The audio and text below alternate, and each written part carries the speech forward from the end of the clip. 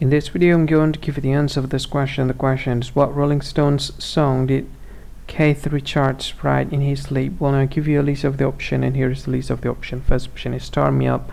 Second option is Paint It Black. Third option is Give Me Shelter. And the last option is I Can't Get No Satisfaction. And the correct answer of the question is I can't get no satisfaction. That's the answer of the question. Hi, thank you so much for watching this video. If you find this video is very useful, you can help this channel to grow by subscribing this channel. Please this subscribe button and don't forget to like this video.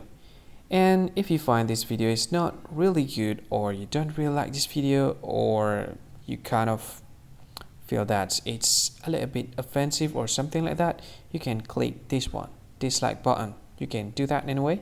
And if you want to share this video with your friend, you can share it by clicking this share button, and you can share it to any social media that you wish that is currently available at this time, like Facebook, Twitter, LinkedIn, and many others, right? And if you want to add this video to your playlist, you can click this one. You can watch this video later, and you can find more options by clicking these three dots.